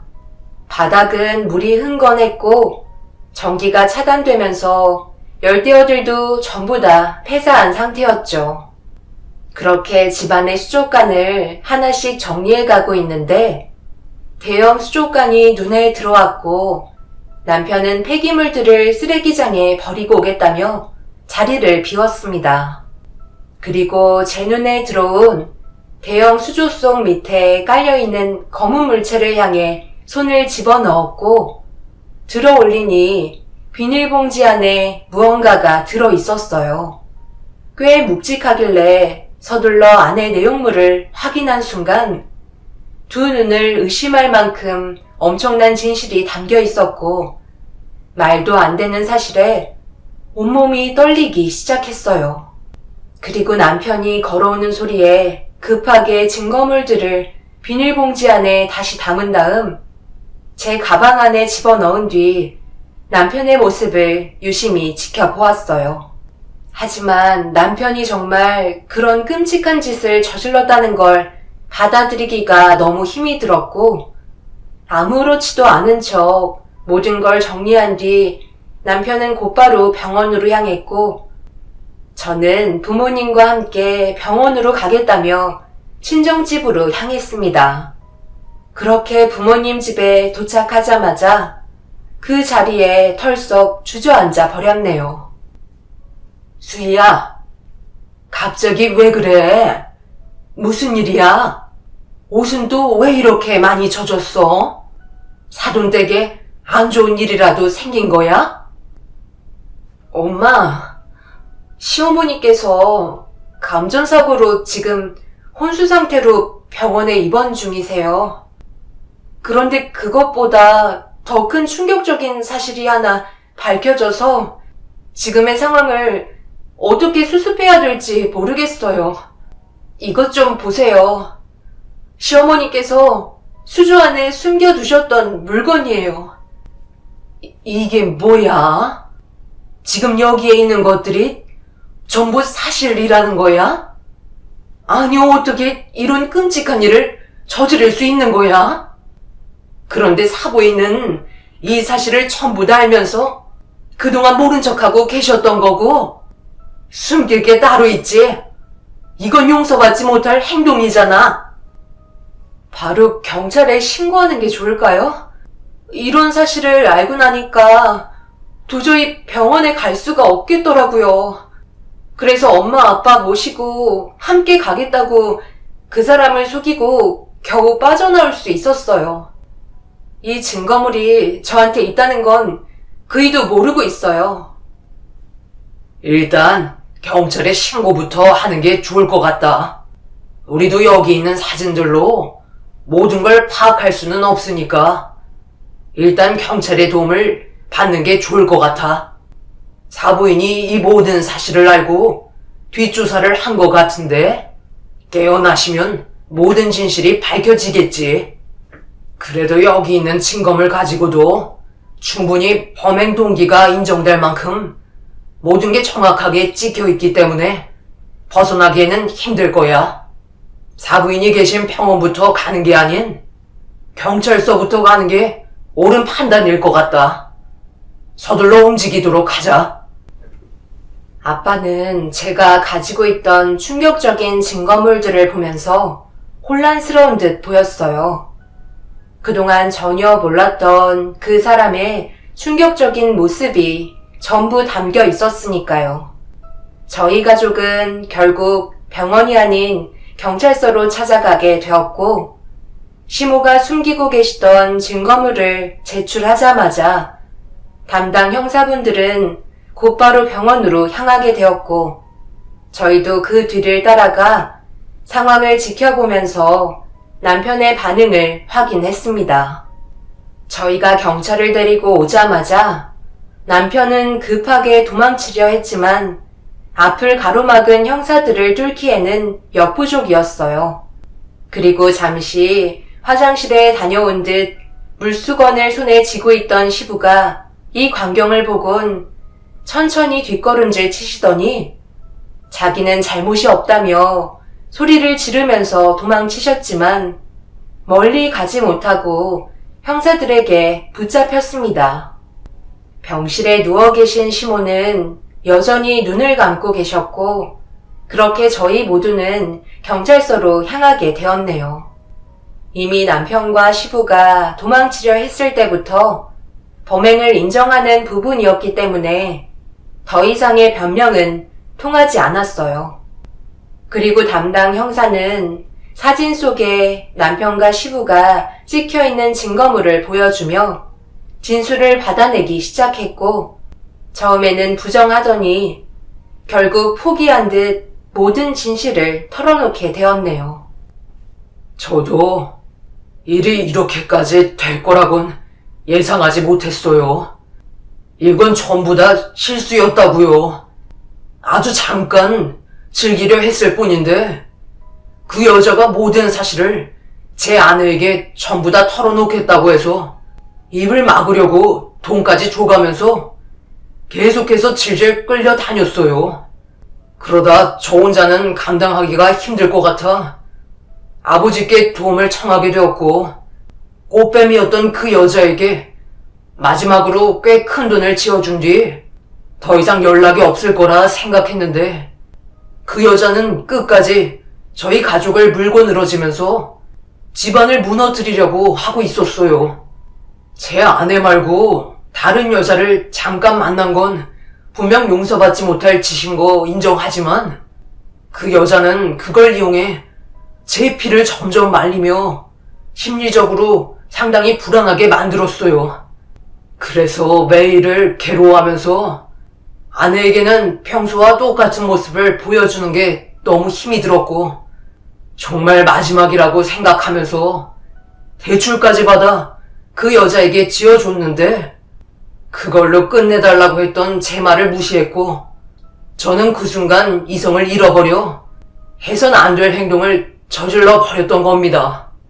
혼자서는 감당하기 힘든 일을 벌여놓은 상태라 아버지께 이 사실을 알린 뒤 제가 벌린 상황을 수습하려 했는데 엄마도 그동안 저와 아버지의 움직임이 수상하다고 생각하셨는지 사람을 시켜 제 뒷조사를 하셨나 보네요. 엄마가 이런 사실을 알고 계실 거라곤 전혀 몰랐어요. 여보, 내가 정말 미안해. 술 기운에 저질렀던 잠깐의 실수가 이런 상황까지 오게 될 거라곤 전혀 생각하지 못했어. 그저 우리의 가정이 깨지는 걸 원하지 않았다고. 당신은 잘 모르겠지만 남자들은 대부분 술 한잔하면 여자 끼고 노는 건 일상이라고. 나 혼자 그런 것도 아니고 회사 동료들과 함께 모인 자리에서 즐겼던 거라 가볍게 생각했던 건데 결국 가정을 깨버린 대가를 받게 된 것 같아. 평생 동안 용서를 빌어도 소용없겠지만 당신을 향한 내 마음은 진심이라는 걸 알아줬으면 좋겠어. 차라리 그냥 무릎 꿇고 나한테 빌지 그랬어. 사람이 어쩜 그렇게 미련해? 잘못을 인정하고 최대한 빨리 수습했더라면 이런 일까지 오지는 않았을 거 아냐. 어머님이 왜 저렇게까지 되셨는지 이제야 이해가 되네. 당신 때문에 저렇게 되신 거잖아. 이런 사실을 어디에다 털어놓지 못하셔서 혼자 속만 끓고 계시다가 저런 병이 생기신 거라고. 당신은 잠깐 즐기려 했지만 그로 인해 많은 사람들이 피해를 봤어. 거기에다가 한 사람의 삶도 끝내게 만들었고 대부분 남자들이 술 한잔하면 여자 끼고 노는 건 일상이라고? 당신은 아직까지 정신을 차리지 못한 것 같아. 구치소에 들어가서 지내면 마음 편할 것 같지? 당신한테는 콩밥도 아까워. 이런 사람이랑 함께한 내 세월이 너무 아깝고 후회스럽다. 평생 동안 그곳에서 썩으라고. 남편은 아무 말도 하지 못한 채 고개를 숙였고 저는 이성을 잃어버려 남편을 밀치며 분노를 표출하고 말았어요. 가정이 있는 남자가 제 앞에서 잠깐 즐긴 거라며 아무렇지도 않게 얘기하는 모습이 소름 끼칠 정도로 싫었습니다. 시모가 비닐봉지 안에 숨겨둔 건 수백 장의 증거 사진들이었어요. 그동안 남편이 그 여자와 거래하며 만나왔던 장면이 고스란히 찍혀 있었죠. 그리고 그날의 장소와 흔적까지도 전부 사진으로 남아 있었어요. 시모가 이 사진들을 없애지 않고 가지고 계셨던 걸 봐선 아들의 죄를 덮어둘지 밝혀야 할지 계속 고민하셨던 것 같아요. 하지만 저는 모든 사실을 알게 된 이상 용서할 수 없었습니다. 결국 남편과 이혼을 하고 모든 법적 절차를 밟은 뒤 그렇게 인연을 끝내게 되었어요. 그리고 시모는 얼마 뒤 정신을 차리셨고 이런 범행 사실을 알고도 숨겼다는 거에 추가적인 수사가 진행이 되었습니다. 하지만 감전사고로 인한 후유증 때문에 정상적인 생활이 불가능하셔서 보호시설에서 관리받으시며 지내게 되셨고 그동안 홀로 너무 큰 충격을 감당하려 하셨던 게 정신적으로 문제를 일으키게 된 것 같았어요. 남편의 생각 없이 저지른 행동에 따른 결과는 너무나도 참혹했네요. 그래도 이 사실을 지금에서라도 알게 됐다는 게 정말 다행이라고 생각해요. 오랜 기간 동안 모르고 살았다면 그에 따른 배신감은 더더욱 커졌겠죠.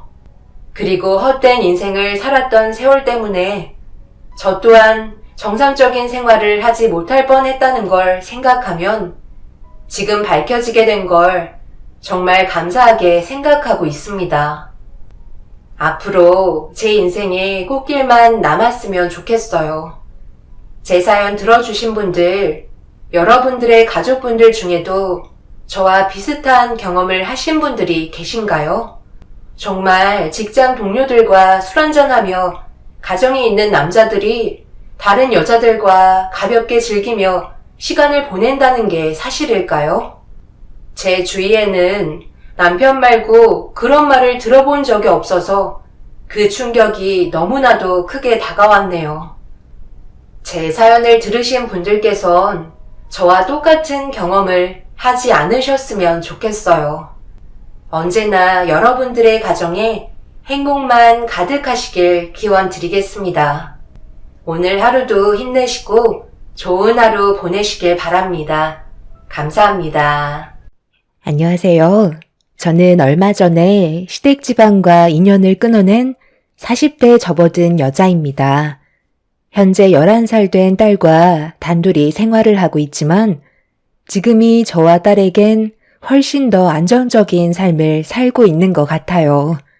그 사람들은 아직까지도 저와 다시 시작할 수 있다고 생각을 하는 건지 제 딸을 핑계로 계속해서 만남을 시도하고 있는 중이라 상당히 어려움을 겪고 있는 상황입니다. 남편과 이혼까지 가게 된 건 엄마의 건강 상태가 안 좋아지면서 병원에 입원을 하게 되셨는데 그때 남편이 병문안을 오면서 바카스 한 박스를 들고 온 적이 있었어요. 그때 그 바카스를 문제 삼던 시모 행동이 여기까지 오게 만들었던 거죠. 시모는 항상 받는 건 당연시 생각하시면서 주는 건 상당히 아까워하셨어요. 이런 시모의 성격은 결혼을 하고 나서부터 알았던 터라 적응하기에 어려움이 많았습니다. 그래도 이런 집안에서 11년이나 버텼던 건 아무래도 제 딸의 심리적인 불안감을 주지 않기 위한 것도 있었지만 시모와 부딪히지만 않는다면 크게 문제는 없었습니다. 지속적으로 상처를 받아오긴 했었지만 항상 시간이 모든 걸 해결해 줬었어요. 그런데 최근에 벌어진 일들은 도저히 납득을 할 수 없을 뿐더러 이해하기 힘든 모습들이 더는 버텨내지 못하게 만들었어요. 문제가 시작되었던 건 남편과 함께 엄마가 입원한 병원에 도착했을 때 남편이 뭐라도 사가야 된다고 병원 안에 있는 매점에서 바카스 한 박스를 샀었어요. 저희 엄마는 그런 거 별로 좋아하지 않는다고 했었는데 남편은 빈손으로 가기 뭐해서 그냥 하나 사는 거라며 제 말을 무시했었습니다. 그런데 매점에서 나오자마자 저희 엄마 병문안을 오신 시모와 마주치게 되었고 남편의 손에 들고 있던 봉투 안의 바카스를 유심히 바라보고 계셨습니다. 그리고 저는 그런 시모의 모습에 또다시 불안감이 엄습해 오기 시작했죠. 아니나 다를까 시모는 바카스를 손으로 가리키며 말씀하셨어요. 아들, 너 지금 손에 들고 있는 건 뭐냐? 바카스를 산 거야? 아니면 집에 있던 거를 가지고 온 거야? 매점에서 나오는 걸 보니까 사서 나온 거 같은데. 아, 병문안 왔는데 빈손으로 들어가는 건 좀 그렇잖아요. 과일은 너무 비싼 것 같아서 그냥 바카스 한 박스만 사서 들어가려 했던 거예요. 그래야 마음이 좀 편하죠.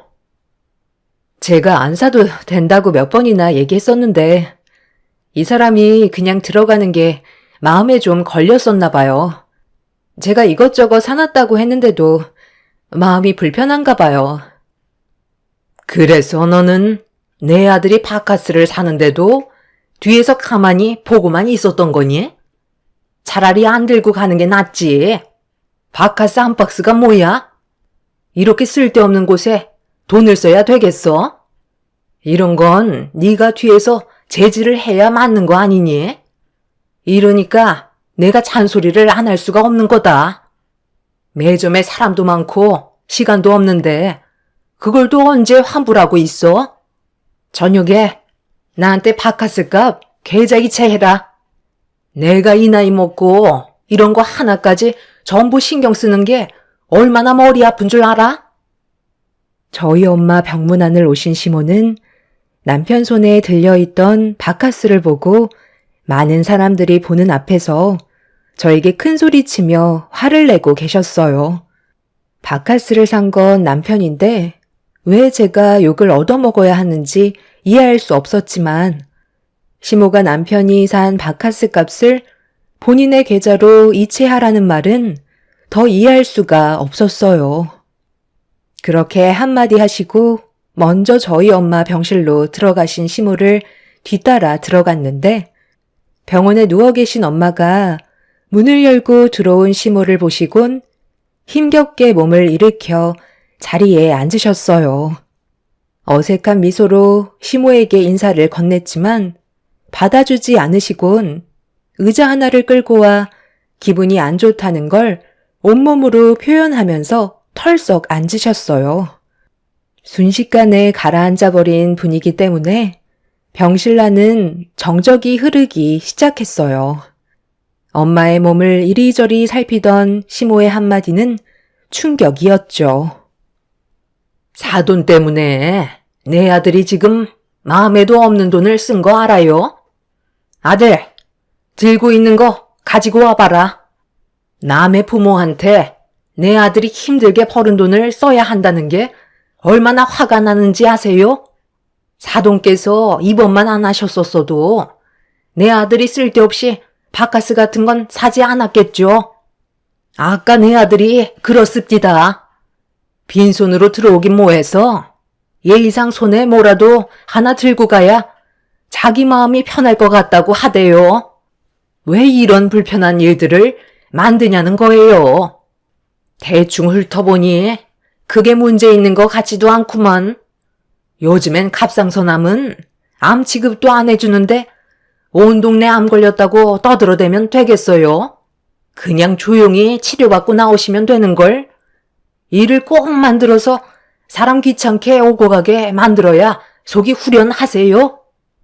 아직 얼굴에 핏기가 살아있는 것 보니 그게 신경 쓰지 않아도 될 것 같네요.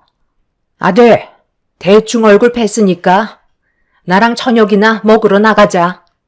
쓸데없이 여기에서 하루 종일 시간 버리고 있을 거니?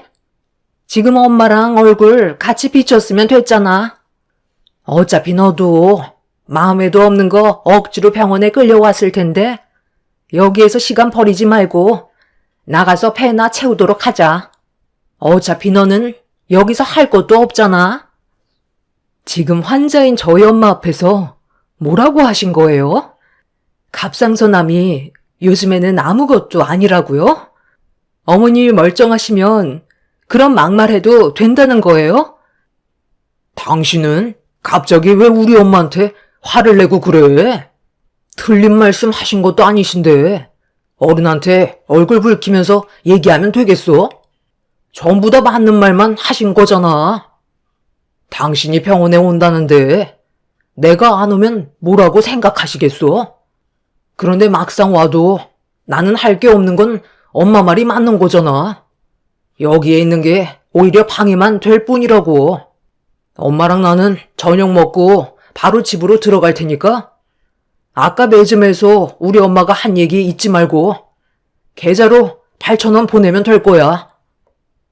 시모와 남편은 엄마 앞에서 거침없는 말들을 이어나가고 있었어요. 정말 어이없었던 건 남편이 먼저 퇴근하고 병원에 가려는 저한테 전화를 해선 같이 가자는 말을 꺼냈었는데 저는 솔직히 같이 오고 싶은 마음은 없었거든요. 11년 동안 함께 살면서 서로가 워낙 잘 알고 있어서 그런 건지 또 다른 문제거리가 생기게 될까봐 항상 조심스러웠었는데 이번에도 어김없이 일이 터지고 말았던 거죠. 남편은 좀 이상한 성격을 가지고 있었어요.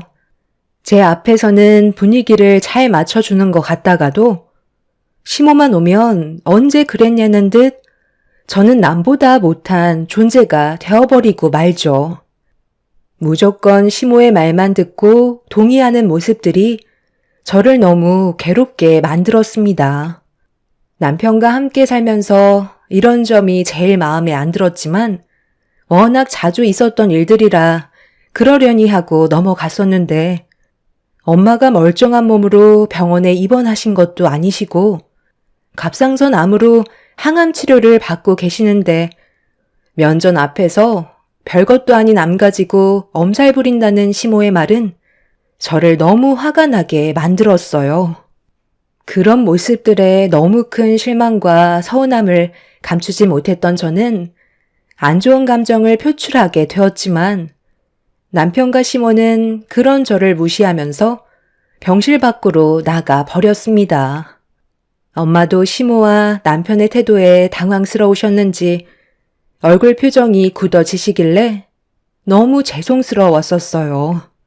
그날 처음으로 엄마한테 시댁지방과 사는 게 힘들어서 그만 정리하고 싶다는 속마음을 진지하게 꺼내 놓았습니다.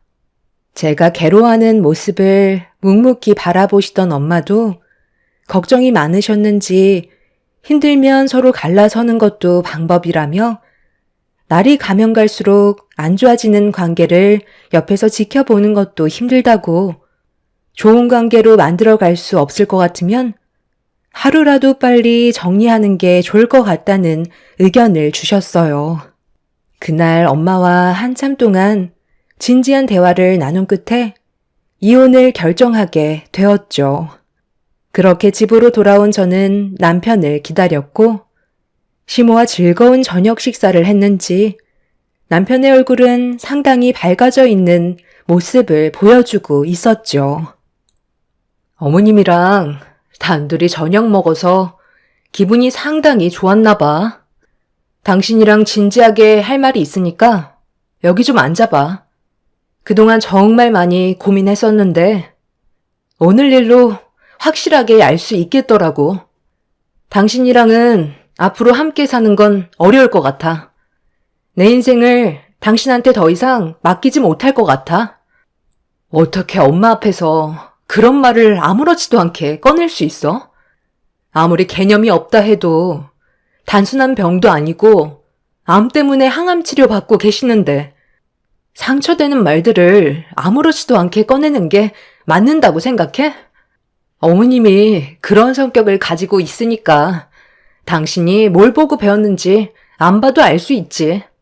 우리 이쯤에서 그만하자. 지금 뭐 하자는 거야? 아까 그 일 때문에 이혼이라도 하자는 거야? 이혼은 혼자 해? 그리고 우리 둘이 갈라서면 유리는 어떻게 할 건데? 11살이면 다 아는 나이라고. 당신이랑 이혼하면 정신적으로 얼마나 큰 충격을 받겠어? 솔직히 아까 병원에서 했던 말들 틀린 건 아니잖아. 내가 받는 스트레스도 생각을 해줘야지. 그러니까 마음씨를 곱게 쓰셔야지. 80억이나 되는 상가 혼자 관리하시겠다고 그 난리를 치시니까 결국 몸에 문제가 온 거 아니야? 누가 봐도 미련한 행동이라고. 나 같으면 그 상가 처분하고 남은 인생 편히 놀고 먹으면서 살겠다. 장모님 연세가 몇인데 아직까지도 그 건물 끼고 있는 것도 문제라고. 엄마가 소유하고 계신 건물을 왜 당신이 이래라 저래라 하는 건데? 엄마가 왜 그렇게까지 애착을 가지고 계신 건지 당신도 모르는 거 아니잖아. 우리 부모님이 그 건물을 소유하기까지 얼마나 고생을 많이 하셨는데, 그리고 나는 그런 거 전혀 신경도 쓰지 않는데 왜 당신이 그런 걸 신경 쓰는 거야? 재작년에 장인어른 세상 떠나셨으면 이제 그만할 때도 됐잖아. 언제까지 이런 식으로 살아갈 거야? 한푼이 아쉬운 지금 시점에 장모님께서 건물 처분하시면 우리 가족 남은 인생 떵떵거리며 잘 살 수 있다고. 그쯤 됐으면 이제 그만 당신한테 넘기고 요양원에서 푹 쉬시면 되는 거 아니야? 내 말이 틀린 건 아니잖아. 우리? 언제부터 우리였어? 당신이랑 어머님이 하는 행동을 봐봐. 남보다 못한 사이라고. 나는 당신이랑 이혼하고 내 인생 사는 게 훨씬 행복할 것 같아. 남편은 저와 이혼하는 걸 받아들일 수 없다며 얼굴을 붉히며 흥분하기 시작했어요. 저는 남편의 속내를 전부 다 알 수 있었죠. 엄마가 혹시라도 암으로 세상을 떠나시게 되면 자연스럽게 저에게 재산이 들어오게 될 테고, 그렇게 되면 남편과 시댁 식구들이 그에 따른 여러 가지 이득을 취할 수 있다고 생각하고 있었기 때문에 이혼만큼은 반대하고 있었습니다. 하지만 이미 결정한 만큼 시댁 집안 사람들과 하루빨리 정리하고 싶었던 저는 절대 굽히지 않자 남편 혼자서는 힘들 것 같다고 판단했는지 그날 한바탕 한 이후 다음날 시댁 식구들 전부를 집으로 불러들였습니다. 아빠는 세상을 떠나셨고 엄마는 병원에 계시니 시댁 식구들을 상대해야 되는 건 오로지 저 혼자만의 몫이었어요. 다들 두 눈을 붉히면서 저와의 인연을 끊어내지 않으려 갖은 수를 다 쓰고 있었어요.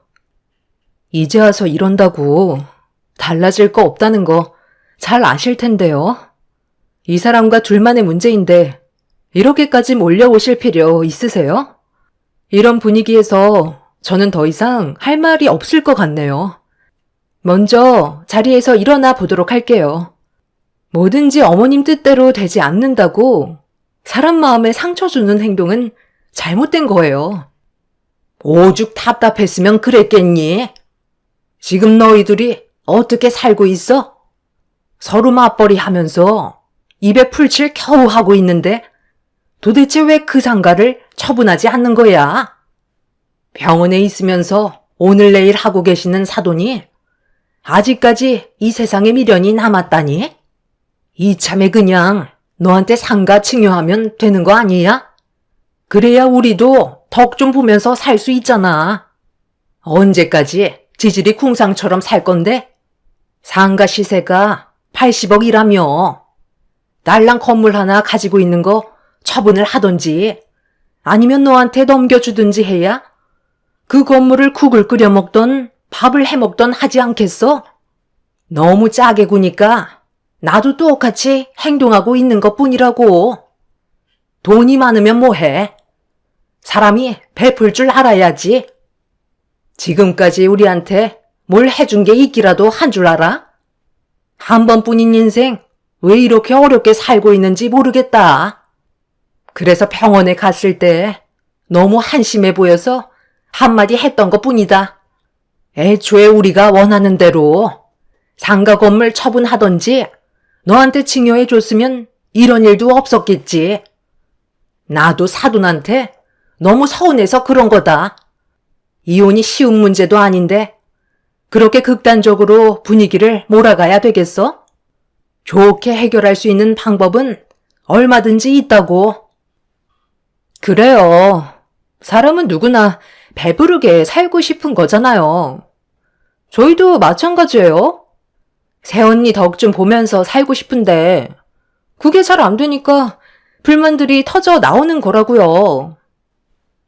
암이라는 게 쉽게 고쳐지는 병도 아닌데 갑상선암이 생각보다 심각하다면서. 다른 곳으로 전이가 되면 상황은 더욱더 어려워진다고 하던데 손가락 하나 까딱하기 힘들어지기 전에 최대한 서둘러서 며느리한테 넘겨주면 좀 좋아? 우리가 함께 살아온 세월이 벌써 11년이나 지났다. 그만큼 고운정, 미운정 다 쌓인 상태인데 한순간에 등을 돌린다는 게 말이 된다고 생각하니? 우리가 많이 바라는 것도 아니고 여유 있게 먹고 살 정도로만 나눠 달라는 건데 그게 그렇게 힘들어? 시댁 식구들이 한자리에 모인 이유는 돈 때문이라는 게 확실하다는 걸 알게 되는 순간이었죠. 저와 이혼을 하게 되면 80억이라는 재산을 구경도 못하기 때문에 병원에 있었던 일에 대해 일단 저에게 사과를 하기 시작했어요. 온갖 상처는 다 주고 막상 상황이 불리해지는 것 같으니까 아주 잠깐 발톱을 숨긴 채 꼬리를 내렸지만 언제 또 발톱을 드러낼지 몰라 제가 내린 결정을 단호하게 밀어붙여야만 했습니다. 좀처럼 좋게 해결이 되지 않자 남편은 또다시 제 딸을 내세우면서 이혼만큼은 최대한 피하고 싶어 발악을 하고 있었습니다. 칼자루를 제가 쥐고 있다는 걸 뒤늦게 안 시댁 식구들의 행동은 정말 어이가 없었죠.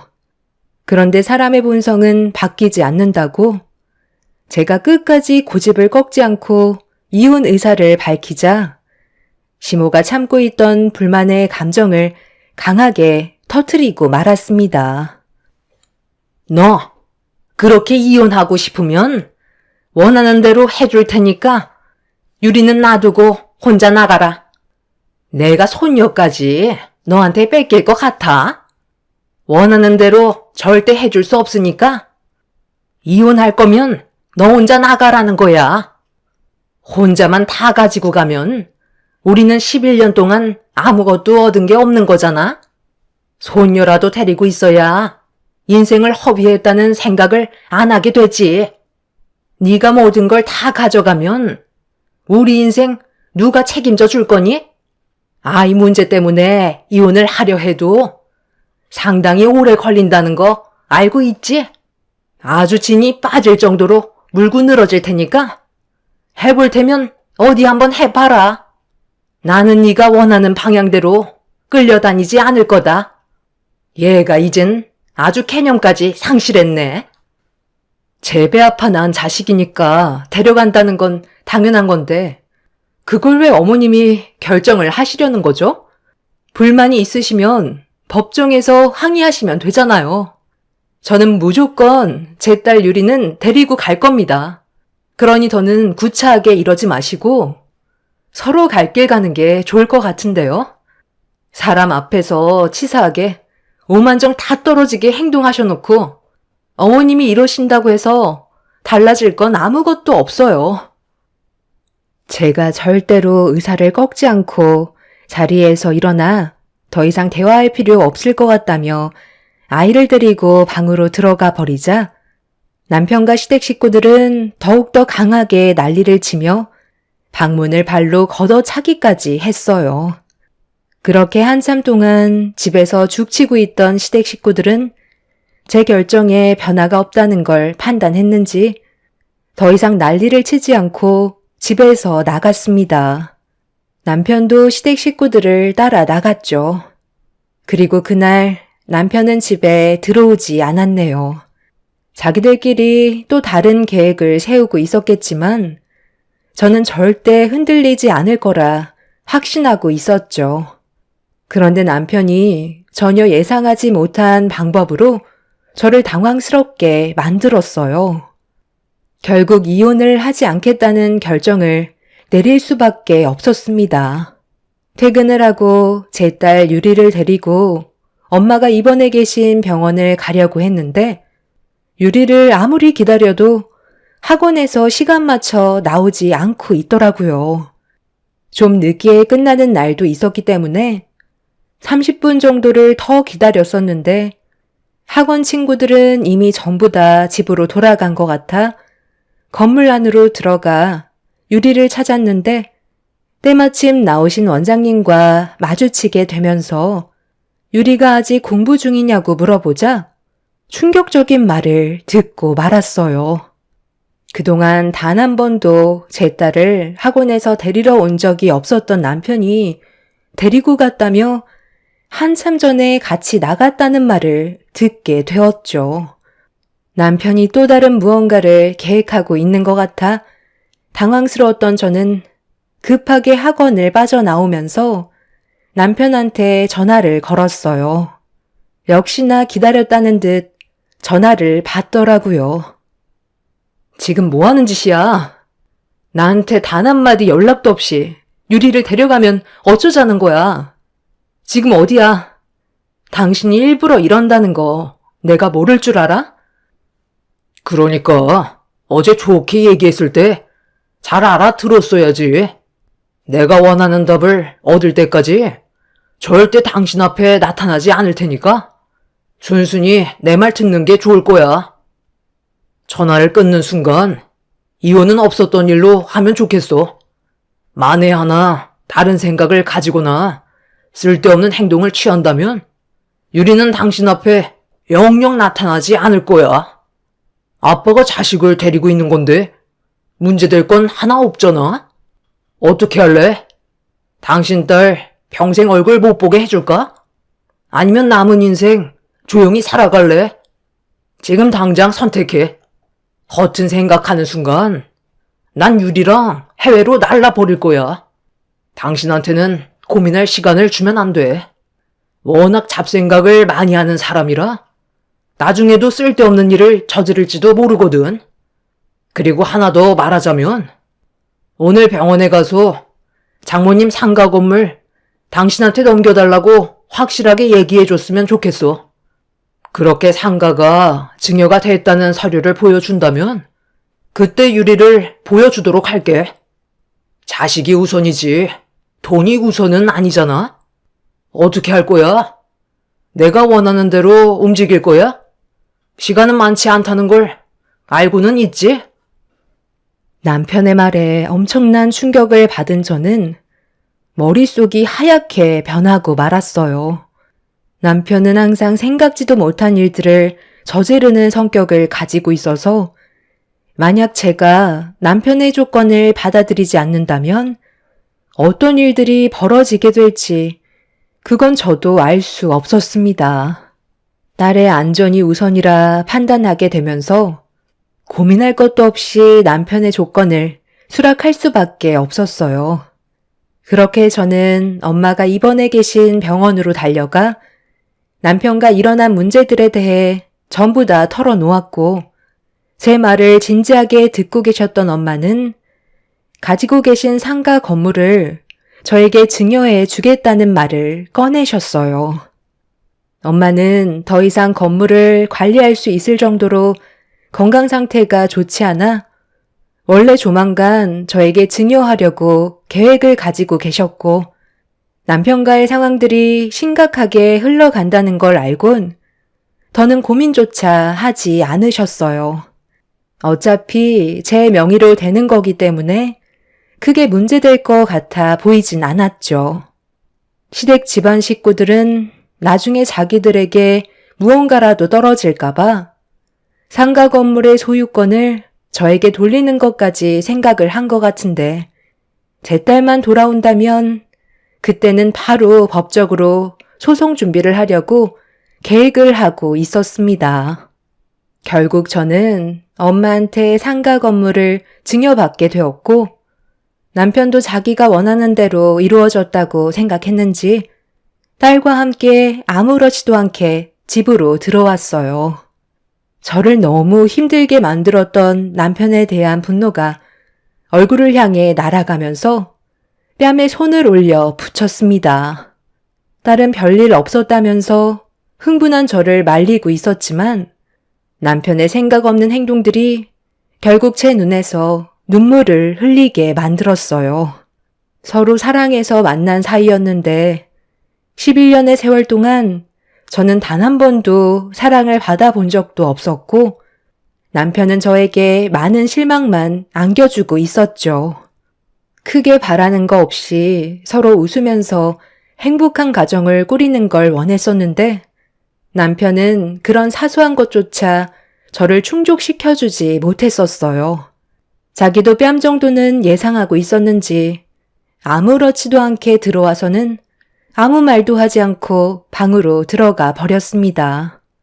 그날 하루 종일 거실에서 눈물을 훔치다가 저도 모르게 지쳐 잠이 들었는데 눈을 떴을 때 늦은 새벽 시간이 되어 있었습니다. 딸 방을 열어보니 다행히 큰 문제 없이 잘 자고 있더라고요. 그런데 옆방에서 남편이 누군가와 통화하는 소리가 조용히 들려오길래 귀를 기울여 숨죽인 채 남편의 통화 소리를 듣게 되었죠. 울다 지쳐 잠들었어요. 확인하고 전화 드리는 거예요. 유리를 만나지 못할까봐 두려웠는지 제 말에 순순히 따르더라고요. 경찰에 신고하면 제가 어떻게 하겠어요? 하루 이틀 산 것도 아닌데 쓸데없이 일을 크게 만들고 싶지 않았었겠죠. 우리가 계획한 대로 장모님이 저 사람한테 건물을 증여한 것 같아요. 저희는 일단 기회를 엿보고 있어야죠.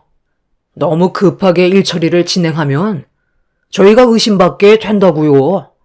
갑상선암이 생각보다 심각하다던데 얼마나 오래 살겠어요? 몸도 많이 약해지셨다고 하니까 살 날 얼마 남지 않았겠죠. 최대한 빨리 뜨는 게 우리한테 유리하겠지만 저희도 일단 준비는 해야 되겠죠. 저 사람 분명 유리를 데리고 도망칠 게 뻔해요. 저와 이혼할 마음은 변함없을 것 같아요. 그런데 증여받고 바로 사고가 나면 경찰에서 저를 의심할 거잖아요. 그러니까 유리와 함께 사고가 나야 덜 의심받을 거 아니에요? 지 자식을 위험에 내몰 거라고 누가 생각하겠어요? 그러니까 최대한 조심스럽게 접근하는 게 좋겠죠. 지금 80억이 눈앞에까지 다가왔는데 여기서 그만 멈추면 계획한 모든 것들이 소용이 없게 되잖아요. 결혼은 다시 하면 되고 아이도 다시 낳으면 되는 거예요. 80억이면 우리 가족만 먹고 사는 게 아니라 3대까지 먹고 살 수 있을 만큼의 돈이라고요. 어차피 우리 집안대를 이어줄 사람도 필요하지 않겠어요? 아휴, 걱정하지 마세요. 사고는 언제 어디서나 일어날 수 있는 문제라고요. 이번 주 안에 시작할 거니까 너무 불안해하지 마세요. 다 잘 될 거예요. 암 걸린 장모가 뭘 할 수 있겠어요? 자기 몸 하나 가누는 것도 힘들어하는데 저 사람 세상 떠났다고 하면 그 충격에 같이 세상을 떠나겠죠. 불안하다고 해서 계속 전화하시다가 저 사람이 깨서 듣기라도 하면 어떡해요? 내일 만나서 다시 얘기해요. 그럼 끊을게요. 남편이 전화를 끊는 순간 저는 급하게 소파로 돌아와 잠든 척 돌아 누웠어요. 그 사이 남편이 방문을 조심스럽게 열며 제가 자고 있는지 확인을 한 다음 다시 방문을 닫았습니다. 그리곤 또다시 누군가에게 전화를 하고 있는 것 같아 보였어요. 충격적이게도 만에 하나 계획이 틀어지는 걸 대비해서 사고가 났을 때 제가 살아있을지도 모르는 돌발 상황을 대처하기 위한 추가적인 충돌 사고를 만들려 하고 있었습니다. 소름이 돋았던 건 80억 건물을 남편이 가져가기 위해서 저지르려는 것도 있었지만 저를 포함해 자기 핏줄인 딸까지 잘못돼도 상관없다는 남편의 계획들이 사람이 아닌 괴물로 다가왔었죠. 너무 갑작스럽게 일어난 일들이라 녹음을 하지 못해 어떻게 해야 할지 그날 잠 한숨 못 자고 계획을 세울 수밖에 없었습니다. 제가 할 수 있는 건 형사분들께 도움을 요청하는 것뿐이었고 남편의 계획들을 전부 다 설명했어요. 형사분들은 남편이 움직이기만을 기다렸어요. 확실한 증거물이 없기 때문에 현장을 잡는 것밖엔 없었죠. 그렇게 때를 기다리고 있던 어느 날, 예상대로 남편의 움직임이 수상했고, 언제인지 기억도 나지 않는 식사 자리를 남편이 만들었어요. 앞으로 저와 잘 지내고 싶다는 남편의 말을 묵묵히 듣고 있었고, 좋은 곳에 예약을 해 두었다면서 저와 딸을 차 뒷좌석에 태웠습니다. 남편의 계획이 시작된 것 같다고 담당 형사에게 도움을 요청하자 저와 딸이 타고 있는 차를 뒤따라오고 있었습니다. 그리고 잠시 뒤 저희 뒤쪽으로 의문의 차량 한 대가 바짝 쫓아오고 있었죠. 그렇게 목적지 없는 어디론가 달리고 있던 남편이 갑자기 속도를 높이기 시작했고, 저는 남편한테 속도를 줄여달라고 부탁했지만 절대 해선 안 될 행동을 하려는 듯 더욱더 가속 페달을 밟았습니다. 형사분들도 남편의 행동을 지켜보다가 사태가 심각해질 것 같다고 판단했는지 속도를 높이면서 남편의 차를 바짝 쫓았고, 추월을 통해 형사분들의 차로 남편 차를 감싸면서 강제로 속도를 줄이게 만들었어요. 그리고 제 뒤를 바짝 쫓아오던 차량도 똑같이 속도를 줄이고 있었죠.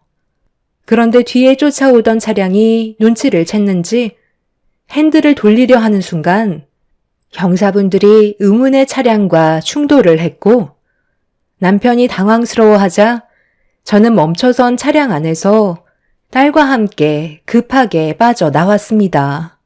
만약 남편의 통화를 듣지 못했고 형사분들의 도움이 없었다면 저와 딸은 이미 이 세상 사람이 아닌 충격적인 결말을 가져오게 되는 사건이었네요. 결국 남편은 형사분들께 연행이 되었고, 함께 계획했던 사람 또한 붙잡히면서 모든 사건은 밝혀지게 되었습니다. 돈을 주고 고용한 사람이 모든 사실을 진술하게 되면서 남편의 계획들이 전부 드러나게 되었죠. 그리고 이 소식을 들은 시댁 식구들은 저에게 찾아와 한 번만 용서해달라고 했지만 계획적인 범죄 동기가 너무나도 뚜렷했었기 때문에 저는 남편을 절대 용서해주고 싶지 않았어요. 결국 법적인 처벌로 3년의 징역을 선고받게 됨과 동시에 그 사람과 지긋지긋했던 생활에 종지부를 찍었네요. 하지만 남편이 감옥 생활을 하는 동안에도 시댁 식구들은 계속해서 제 딸을 핑계로 만남을 가지려 하고 있었어요. 지금 현재 절대 만나주지 않고 있는 상황이고 엄마의 병원도 옮긴 상태입니다. 접근 금지 신청을 했지만 경찰분들의 도움을 지속적으로 받을 수 없다는 단점이 있어서 시댁 식구들이 저에게 또 다른 해를 갈까봐 걱정입니다. 남편이 잘못한 점에 대해서는 충분히 인정한다며 다시 시작할 수 있다고 끈질기게 물고 늘어지려는 그 사람들에게 땡전 한 푼 없다는 말을 했음에도 제 딸을 핑계 삼아 계속해서 이유를 만들고 있네요. 아무래도 다른 지역으로 이사를 해야 될 것만 같습니다. 최근엔 엄마의 건강 상태도 많이 좋아져서 공기 좋은 곳으로 이사를 해야 되나 싶지만 의료 환경이 좋은 곳을 찾기에는 지방보다는 수도권이 훨씬 좋은 것 같아 괜찮은 곳을 찾고 있는 중입니다. 그 집안 사람들에게서 하루빨리 벗어나고 싶네요. 3년이 지난 뒤 또 다른 무언가를 남편이 계획할까봐 서둘러 움직여야 할 것 같아요. 남편은 평생 자기 잘못은 깨우치지 못할 인간 같습니다. 앞으로 제가 잘 살아갈 수 있게 여러분들의 격려적인 조언 부탁드릴게요. 제 사연 들어주신 분들 감사합니다.